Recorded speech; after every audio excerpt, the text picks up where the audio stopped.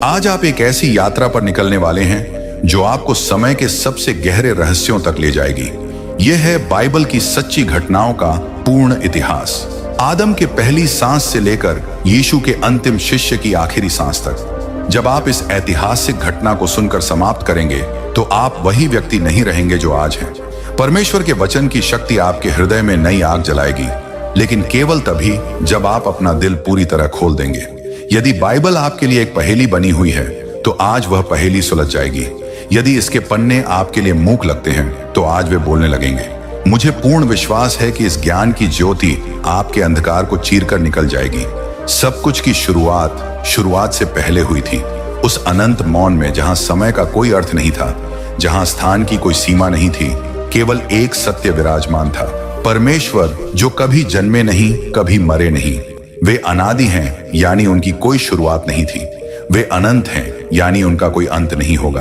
वे सृष्टि के स्वामी हैं, लेकिन स्वयं किसी के द्वारा सृजित नहीं। उनका अस्तित्व स्वयं में पूर्ण है। अनंतता केवल उनका विशेष गुण है। फिर एक दिन, जिसे हम समय का पहला दिन कह सकते हैं, परमेश्वर ने अपनी सर्वशक्तिमान आवाज उठाई। उनके मुंह से निकले 3 शब्द ने ब्रह्मांड की नींव हिला दी। उजियाला हो। और अंधकार के सीने को चीरता हुआ प्रकाश फूट पड़ा।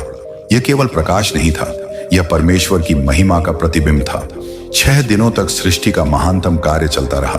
आकाश अपनी नीली चादर ओढ़कर फैला, धरती अपने हरे भरे वस्त्र पहनकर सुशोभित हुई, समुद्र अपनी लहरों के साथ नाचने लगे, सूर्य, चांद और तारे अपनी अपनी जगह पर जगमगाने लगे। पेड़ पौधे, पशु पक्षी, सब कुछ परमेश्वर के वचन की शक्ति से अस्तित्व में आया। लेकिन 6वां दिन वह दिन था जब परमेश्वर ने अपना सबसे अनमोल रत्न तैयार किया, यानी इंसान। धरती की मिट्टी को अपने हाथों में लेकर प्रेम से उसे गढ़ा, फिर अपनी नाक से जीवन की सांस फूंकी और आदम, पहला मनुष्य, जीवित हो उठा। उसकी आंखों में परमेश्वर की छवि चमक रही थी, उसके चेहरे पर स्वर्गीय तेज था। फिर परमेश्वर ने कहा, आदम का अकेला रहना अच्छा नहीं।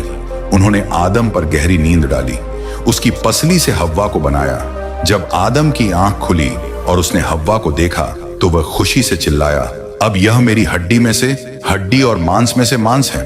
आदम और हव्वा पूर्णतः निर्दोष, शुद्ध और पवित्र थे। उनके मन में कोई दुष्ट विचार नहीं था, उनके हृदय में कोई पाप नहीं था। वे परमेश्वर के साथ प्रतिदिन बातचीत करते थे। स्वर्ग की शांति धरती पर उतर आई थी। वे अदन की वाटिका में आनंद से रहते थे और परमेश्वर की सृष्टि की देखभाल करते थे।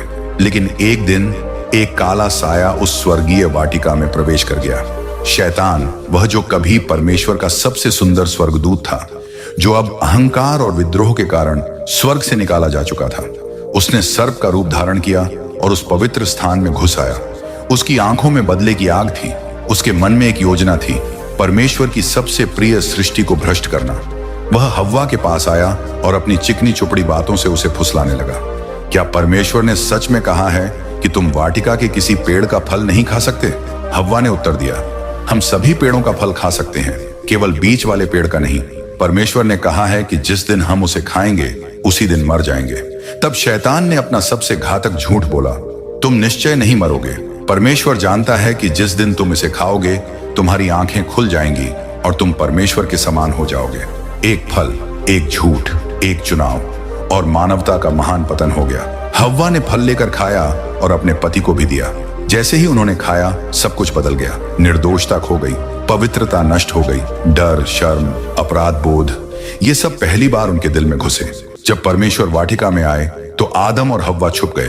पहली बार वे अपने सृष्टिकर्ता से डर रहे थे। जब परमेश्वर ने पूछा कि क्या हुआ है, तो आदम ने हव्वा को दोष दिया, हव्वा ने सर्प को। इस प्रकार पाप ने अपनी विषैली जड़ें जमा ली।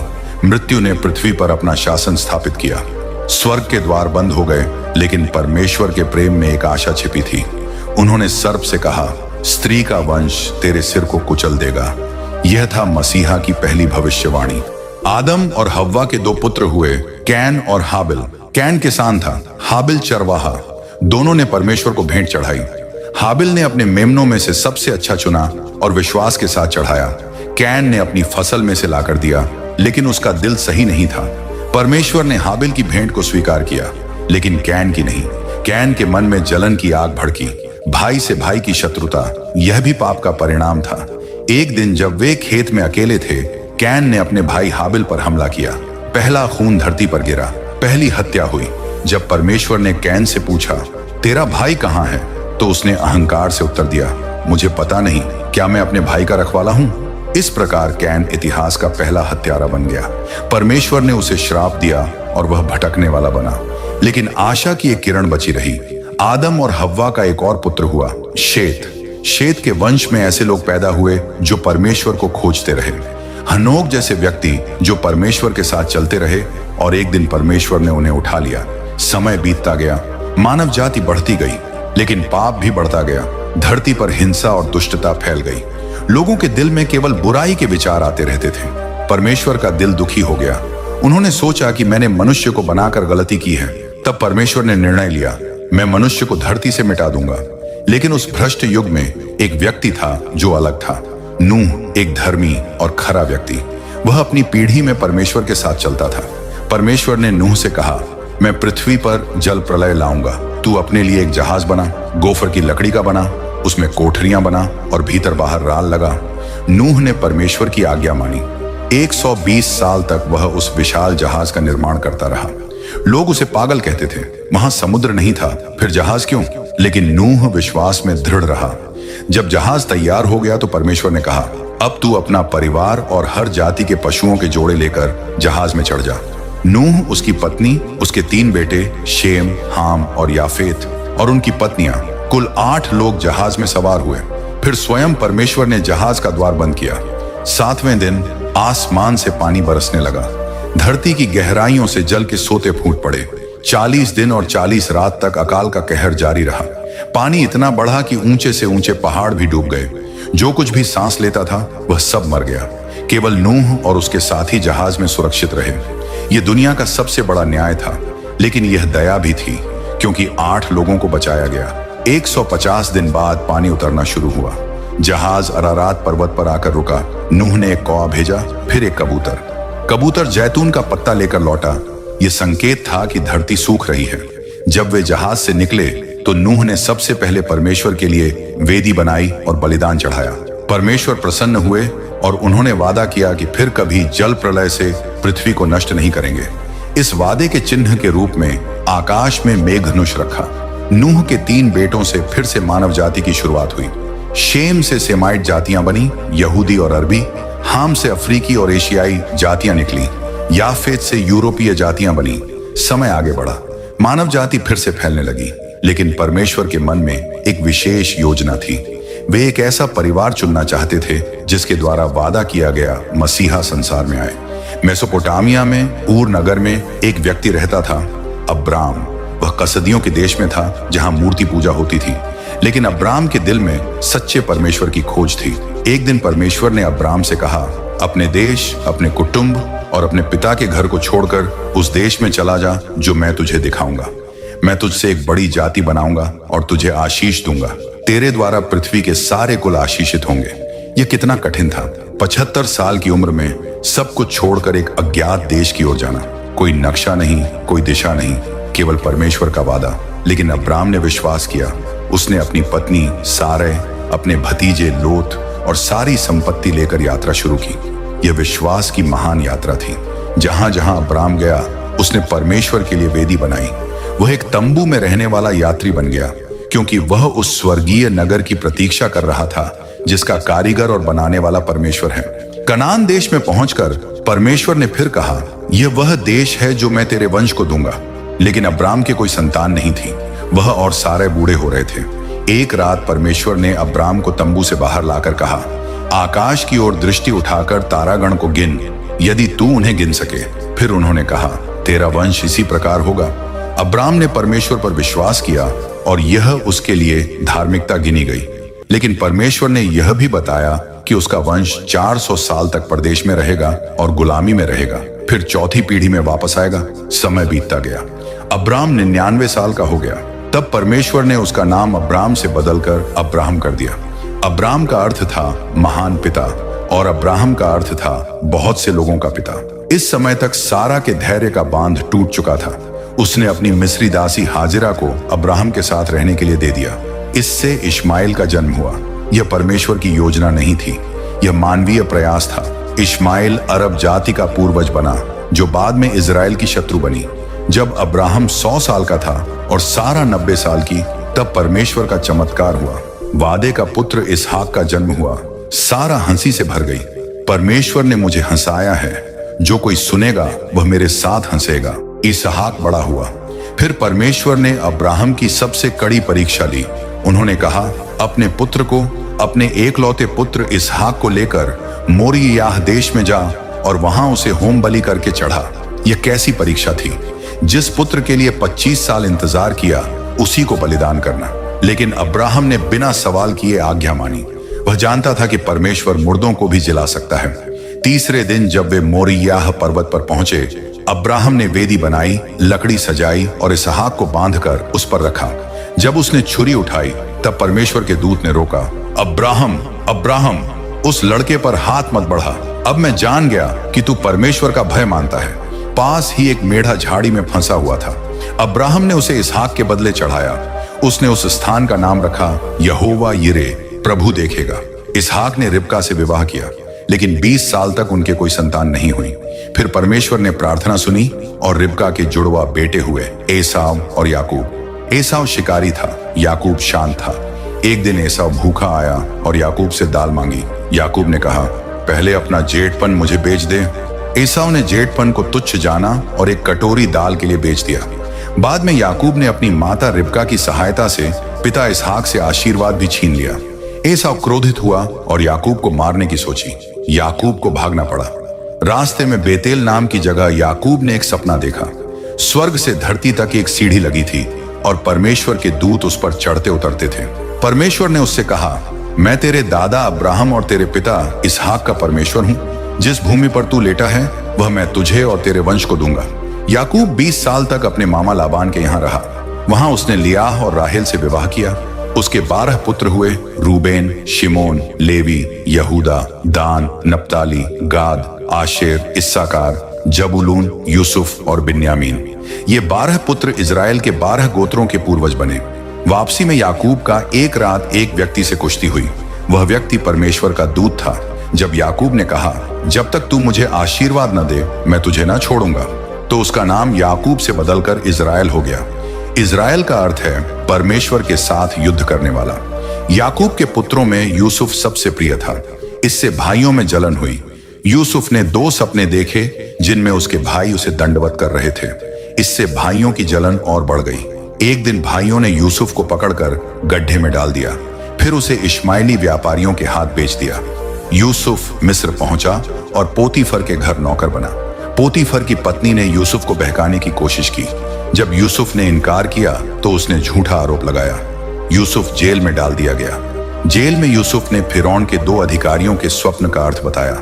2 साल बाद स्वयं फिरौन ने एक स्वप्न देखा। 7 मोटी गायें और 7 दुबली गायें। कोई इसका अर्थ न बता सका। तब यूसुफ को बुलाया गया। उसने बताया कि 7 साल अच्छी फसल होगी, फिर 7 साल अकाल पड़ेगा। फिरौन प्रभावित हुआ और यूसुफ को मिस्र का प्रधानमंत्री बना दिया।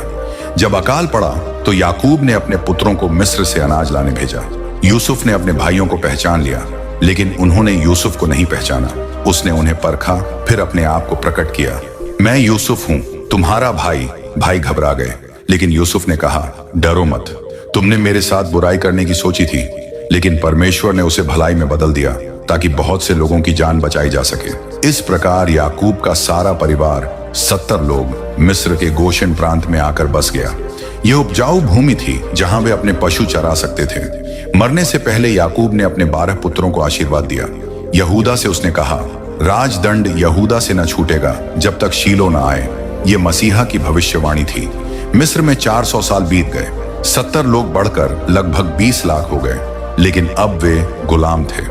एक नया फिरौन आया था जो यूसुफ को नहीं जानता था। उसने इजरायलियों को कठोर श्रम में डाल दिया। डर के कारण फिरौन ने आदेश दिया कि हर इजरायली लड़के को जन्म के समय नील नदी में फेंक दिया जाए। लेकिन एक लेवी माता ने अपने सुंदर बच्चे को 3 महीने तक छुपाया, फिर एक टोकरी में रखकर नील नदी में छोड़ दिया। फिरौन की बेटी को वह बच्चा मिला।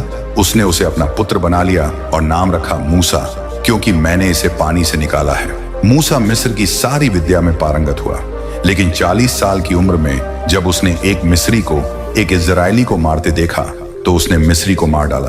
डर के कारण वह मिद्यान देश भाग गया। वहां 40 साल तक वह चरवाहा बना रहा। एक दिन होरेब पर्वत पर उसने एक अद्भुत दृश्य देखा। एक झाड़ी जल रही थी लेकिन भस्म नहीं हो रही थी। जब मूसा पास गया तो परमेश्वर ने झाड़ी में से कहा, मूसा मूसा। उसने उत्तर दिया, मैं हाजिर हूं, यहां पास मत आ, अपनी जूती उतार, क्योंकि जिस भूमि पर तू खड़ा है वह पवित्र है। मैं तेरे पूर्वजों का परमेश्वर हूं। मैंने मिस्र में अपनी प्रजा का दुख देखा है। अब जा, मैं तुझे फिरौन के पास भेजता हूं ताकि तू मेरी प्रजा को मिस्र से निकाल लाए। मूसा ने कहा, मैं कौन हूं कि फिरौन के पास जाऊं? परमेश्वर ने कहा, मैं तेरे साथ रहूंगा। मूसा और उसके भाई हारून ने फिरौन के सामने जाकर कहा, इजराइल का परमेश्वर यहोवा यह कहता है, मेरी प्रजा को जाने दे ताकि वे जंगल में मेरी सेवा करें।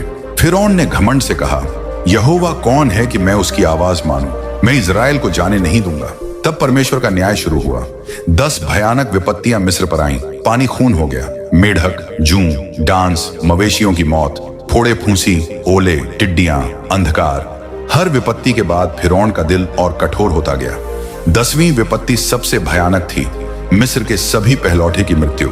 लेकिन इजराइलियों को बचाने के लिए परमेश्वर ने फसह का नियम दिया। हर परिवार एक निर्दोष मेमना लेकर उसे काटे और उसका खून अपने घर की चौखट पर लगाए। उस रात मृत्यु का दूत मिस्र से होकर निकला। जहां खून का चिन्ह था वहां वह आगे बढ़ गया, जहां नहीं था वहां पहलौठा मार डाला। स्वयं फिरौन के पहलौठे की भी मृत्यु हुई। आधी रात को फिरौन ने मूसा को बुलाकर कहा, उठ, मेरी प्रजा में से निकल जा, जाकर यहोवा की सेवा करो। मिस्री लोग भी कहने लगे, जल्दी निकलो, नहीं तो हम सब मर जाएंगे। इस प्रकार 6 लाख पुरुष, औरतों और बच्चों को मिलाकर लगभग 20 लाख लोग मिस्र से निकले। वे 430 साल बाद आजाद हुए, ठीक वैसे ही जैसे परमेश्वर ने अब्राहम से कहा था। लेकिन फिरौन का मन फिर बदल गया। उसने 600 रथों के साथ इजरायलियों का पीछा किया। लाल समुद्र के किनारे इजरायली फंस गए। आगे समुद्र, पीछे मिस्री सेना। लोग डरकर मूसा से कहने लगे, क्या मिस्र में कब्रें नहीं थीं जो तू हमें यहां मरने लाया है? मूसा ने कहा, डरो मत, खड़े रहकर यहोवा का उद्धार देखो। परमेश्वर ने मूसा से कहा, अपनी लाठी उठाकर समुद्र के ऊपर बढ़ा। जैसे ही मूसा ने ऐसा किया, तेज पूर्वी हवा चली और समुद्र 2 भागों में बंट गया। बीच में सूखी जमीन निकल आई। इजरायली सूखी भूमि पर चलकर समुद्र पार कर गए। जब मिस्री सेना पीछे से आई तो परमेश्वर ने पानी को फिर से मिला दिया। सारी मिस्री सेना डूब गई। इजरायलियों ने परमेश्वर की इस महान विजय को देखकर एक गीत गाया, मैं यहोवा का गीत गाऊंगा क्योंकि वह महान काम करके सुशोभित हुआ है। रेगिस्तान की यात्रा शुरू हुई। सीनै पर्वत पर परमेश्वर ने मूसा को 10 आज्ञाएं दी। पहली 4 आज्ञाएं परमेश्वर के साथ संबंध के बारे में थीं, बाकी 6 मनुष्यों के साथ संबंध के बारे में। परमेश्वर ने विस्तृत नियम दिए, नैतिक, सामाजिक और धार्मिक। उन्होंने मिलाप वाले तंबू का नक्शा दिया जहां वे अपनी उपस्थिति प्रकट करेंगे। लेकिन जब कादेश बरने पहुंचे तो वादे की भूमि की जासूसी के लिए 12 व्यक्ति भेजे गए। 40 दिन बाद वापस आकर 10 जासूसों ने कहा, वहां के लोग बलवान हैं, शहर बड़े और किलेबंद हैं। हमें लगा कि हम उनके सामने टिड्डियों के समान हैं। केवल यहोशू और कालेब ने कहा, यदि यहोवा हमसे प्रसन्न है तो वह हमें उस देश में पहुंचाएगा। उनसे मत डरो, यहोवा हमारे साथ है। लेकिन लोगों ने 10 जासूसों की मानी। वे बड़बड़ाने लगे, काश हम मिस्र में मर गए होते। यहोवा हमें यहाँ क्यों लाया है कि हम तलवार से मारे जाएं? परमेश्वर का क्रोध भड़का। उन्होंने कहा, जितने दिन तुमने देश की जासूसी की 40 दिन, उतने साल तुम जंगल में भटकोगे, 1 दिन के बदले 1 साल। इस प्रकार वह पीढ़ी जो मिस्र से निकली थी जंगल में मर गई। केवल यहोशू और कालेब वादे की भूमि में प्रवेश कर सके। 40 साल बाद जब मूसा 120 साल का हुआ तो परमेश्वर ने उसे नबो पर्वत पर बुलाया और वादे की भूमि दिखाई। फिर मूसा, इजराइल का सबसे महान नबी, वहीं मर गया। परमेश्वर ने स्वयं उसे दफनाया।